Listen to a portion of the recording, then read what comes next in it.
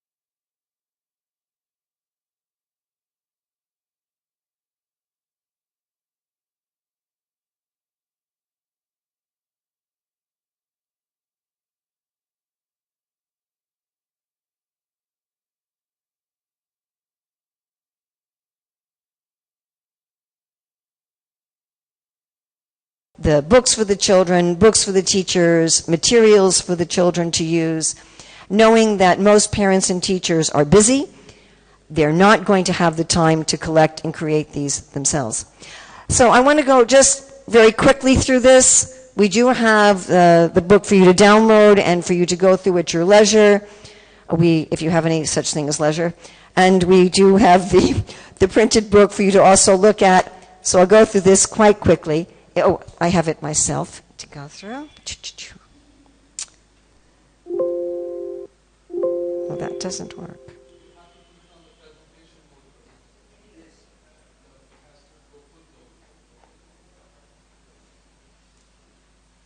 Oh, okay. So this little sample, here we have what it doesn't include. This is just 2 sample lessons as if they were picked out from the middle of a curriculum. Because people will say, well, don't you need to give introductory, this and that? That's not what's here. And the suggested basic program for a once-a-week school would be an hour doing things like kirtan, japa, and slokas, and then another hour working on this curriculum. And this way, this way. Now that went backwards. Beyond me here. Okay. No, not okay. Oh, gracious. And I use technology all the time. All right. Now, one of the real situations that most teachers in these schools encounter is that they have a mixed age group. So I remember going to one center where they said, Urmila, can you teach a class for children? I'm like, sure. How old are they? They said, oh, 4 to 14. I'm like, okay, great. How many are there? 40. Oh, okay, great. When is the class? In 10 minutes. You're getting in the car now. A week later, I was in another temple. They said, Urmila, can you teach a class for children? And all the parents and the teachers will watch you teach. I'm like, yeah, sure. How old are the kids? 4 to 18. Oh, okay. How many kids are there? 80. Oh, okay. How soon is the class? 10 minutes. We're getting in the car now. And it's not just that they did this to me, but they do this to the teachers. So here you go with a class of 40 kids, aged 4 to 14, with no materials. So we're giving instructions here about how to teach a whole group from age 4 to 16 all at once, if that's the situation in which you find yourself. Then we give instructions for each of the different groups. This would enable a teacher to split the groups into 3 if you had 3 teachers, and it would enable all the groups to be taught together if you only have 1 teacher. And will this work? We don't know. Can you just advance it?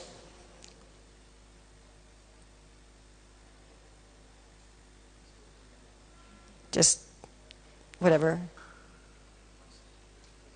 Or don't. Just look at it yourself online. You can download it and look through the book, and you can look through the hard copy of the book. You can see there that we have activities for the 3 different age groups with instructions for the teachers. The final copy would not all be in one book. There'd be separate books for the children and separate books for the teachers. And you may ask, why have we spent money on illustrations? One of the things I was told by leaders and by teachers doing this kind of school is that they periodically send the books home. So after they've finished working in a course, they send the books home with the students, and the parents get involved in Krishna consciousness by going through the books with their children. And the more first class it can look, with really nice pictures, nice paper, good quality, the more the parents become enthused in Krishna consciousness. Oh, okay. Why don't you just go through it a little quickly. This is, we have 2 lessons. One is about visiting Govardhan as a pilgrim. This is for the whole group instruction, talking about how you visit a holy place, what are the activities that you do there.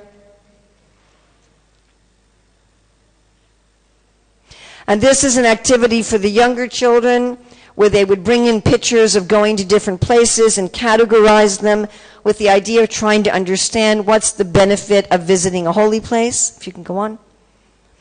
This is an activity where the little children can make a Govardhan hill and then practice doing the different pilgrimage activities with their own hill.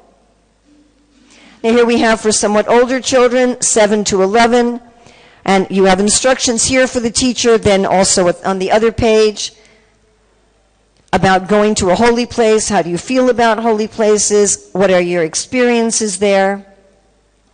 Comparing going to holy places with visiting other places. What is a pilgrim? What is pilgrimage? Now here we have from 11 to 16, and this is writing an essay using all of the senses. What are your experiences with a holy place, even if the holy place is just the altar in your home or your local temple? Then this is a compare and contrast between Govardhan and a holy place of another tradition. We've provided one here as a sample. We've also given ideas for the older students to research, which would be done. And here's our next sample lesson on Lord Chaitanya. Again, you see how to teach the group as a whole, then how to break up the children. This is a deity worship exercise for the little children, not just coloring the picture, decorating the picture, putting it on a frame, offering arti. Then here we have referencing to Prabhupada's books. One of the things that's very important to me in any curriculum for children is that the children are actually physically picking up Srila Prabhupada's books and researching them as part of their education. And here we have the older students engaging in actually meaningful service in their local temple in relationship to Lord Chaitanya. So again, these are just 2 sample lessons. Altogether, there would be hundreds of different lessons on different themes. And to do something in a way that would be extremely easy, my own idea is it should be extremely easy for people with limited teaching experience, very limited time, very limited resources, and a very difficult situation to give the children a wonderful experience of Krishna consciousness. We showed you a little clip earlier in teacher training about Bloom's taxonomy. For those of you familiar with Bloom's taxonomy, all of the lessons here will be using as much as possible the higher levels of Bloom's taxonomy, which are put on a matrix with the 7 types of intelligence. If any of you have seen our festival books, we have a matrix there combining Bloom's taxonomy with the 7 intelligences. And in this way, we get the kids certainly out of just rote learning without understanding, but even beyond just the basic understanding level to application, to evaluation, to synthesis, analysis, and so forth, in different modalities according to their own propensities. We've had a lot of talk today about Varna and a lot of talk about understanding your nature. And these curriculum materials will be designed so that children of all different natures will find some way that they can connect and some way that they can express their nature in Krishna service.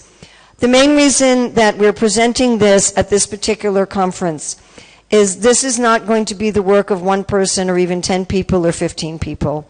Our Learn to Read program, which was much more directed just to literacy for ages 5 to 7, involved 200 devotees over 3 years. The vast majority of them were volunteers, either complete volunteers or accepting some small donation. So I'm hoping that you'll have a chance to go through the materials, think about this, and offer up any of your ideas. If any of you would like to join our Google group, to whatever extent you could participate, even just to look over materials, give ideas. Any of you have any ideas that you'd like to talk to me about? I'm really open to hearing anything at all. Please think of that. Anyone you know that could participate, anyone you know that might want to donate for the program, or any other thoughts that you have in this regard. And if you can start, we're going to start hopefully in the next month or so spreading this throughout the movement. So I know you all plan to leave it at 7 o'clock, and it's been a very long day. If we have maybe like we will take questions. Well, just maybe like 5 minutes if anyone has any questions or well, clearly what Urmila Mataji is described from a teacher's perspective, if one's been a mother, one's been a father or a teacher in this case, this is a plight that a lot of mothers and fathers relate to. And we felt that this was the need, a very, very important project that needs to be undertaken. And as you can see, here standing in front of you, Urmila Mataji, at this stage in her life, she's deciding to commit the next several years to focus on this project and bring it back to life. The last curriculum of this sort was done in the 80s, and the educator who developed it herself said there's a dire need to look at it again. So I will take questions, but I was hoping I'll also take show of hands as to how many educators are actually ready to volunteer, because this is so important. Volunteer might mean, you know, an hour a month that you look on things and give your feedback. We're not necessarily asking for people who are giving 60 hours a week, although we'll take them. But that's... Volunteer also you don't have to be scared. Volunteer also means in terms of if you know somebody else who can collaborate on this project. Thank you. Any other devotees? Thank you so very much. So we would like you to please, on your way out, you can please come to the desk here, and Mitra Mataji, if you can kindly note down the names of the devotees for this. And emails. We will really appreciate that. Okay, so we will like to take a few questions or feedbacks. I do want to make one point, that often we see where our differences lie to find out why we should not collaborate. You know, we have this way of thinking, that way of thinking, I come from this part of the world or that part of the world, I speak this language or not. But this is one need where if we all collaborate our energy together, we may be able to do it sooner and meet this really challenging need which has been existing for a long, long time, a long gap. So that's my request. We'll take also, you questions. can let Mitra know if you would like to get a hard copy. We only printed 5 copies. I'm taking one with me. So if you feel that getting a hard copy would be helpful for you, then please let her know and we'll make sure that we get you one. Thank you. So if there are questions, we'll just take a few questions. Yes, Prabhu? Can you, Krishna Priya, can you pass the mic right at this? Can you please stand up? So, Prabhu? Hare Krishna, you raised your hand? Oh, yes, for the hard copy. Okay. Just tell Mitra because... All right, so there's a question here from Prabha Gopi Mataji. Hare Krishna Maji, we do run a Gopal school there, and I have a few concerns. Like, for example, when you speak about a group, from 4 years to 7 years, these students are going to be in the same class for 3 years. Yes. So we cannot use the same modules for all the 3 years. Correct. So will that group have 3 different modules to be followed in 3 different years? Correct. And then of course we'll have children joining in middle, maybe in the second year or maybe the third year. That's one concern I had. The second is about the cost of the thing, because we do a program free of cost. Like, we have 4 Gopal schools. One school we do charge around 1,500 rupees for the whole 1 year. And 3 other schools we charge nothing because it is more of a rural area. I was just wondering how the kids would get the copies of the books that you offer for the kids. If you follow that link and you go to my website in general, you see that I have a lot of materials there for free download. I've had the festival books as free download PDFs for 10 years. So my commitment would be to make these available as free downloads as PDFs. A lot of people don't want to do that. A lot of people would prefer to pay money to have a printed copy. So that will be up to the individual place's discretion. I'd like to make them available both as printed copies. Some people don't want to that's a lot of stuff to download and print or whatever. And to have it available in both ways. But I do know that props are going to make a big difference to the class. Just having, like, we do use printed papers from Prema Patmani Mandaji's modules. We use values of education from the Delhi ISKCON. We also use the Pune model. So we shift, like, 1 week. Yes. Well, that's what's available right now, is a little bit of this and a little bit of that and a little bit of this and a little bit of that. You're not really getting, I mean, Tapasvini's is excellent, but she's the first one to say, hey, it's not sufficient and it needs overhaul. She's given us permission to use all of her materials. But what most people are doing is a little from here, a little from there. You're not giving the kids a comprehensive education in Krishna consciousness, and it's not geared for multi-level. And as far as your other concerns, yes, exactly, that's the plan. As far as kids coming in and out, this is something that we're looking at. And obviously, because kids are coming in and out, no two kids are going to get exactly the same experience. And each module is going to have something introductory for the kids who just come in. I mean, Tarani, Radha, and I were speaking about this at length. These kind of design decisions are something that I'm hoping that the people who are on the Google group in the beginning will really be discussing. And what I'm thinking is we may come out with, instead of just a 2-lesson prototype, we may come out with a month prototype. Take it out in the field, have people test it, have people give feedback, and then come out with another month. And gradually, ultimately, we probably should have 30 themes. I also like to make one suggestion regarding the props, because props are going to make really a big impact in the kids, making them sit down and get excited on the whole thing. But then you also give us props, but can you also give us suggestions for how to develop the props locally? If you have some suggestions for developing the props locally, it would be helpful. Most probably, that will be in a phase 2. But that's my dream. That's my desire. Something where you have instructions how you can create your own, and also have them available for purchase. Because you have some people who want to do one or the other. Yeah, this has been my vision for a very, very long time. Whether or not it's up to. I'm just a servant. So how much I'll be involved in that, how long I'm going to be living in this thing, I have no idea. But, if this is the good wishes of the Vaishnava community, and I'm hoping that we will actually achieve this. Yes? 2 options come to my mind very quickly. One is if you're living in China, it will be easy to do it locally. Yeah? and the other is we hope that Amazon will become more active. So the intention is very much there when we had this conversation to have the whole kit, and hopefully logistics costs will not prohibit that. But we'll keep you informed how it develops. Well, keep in mind another thing.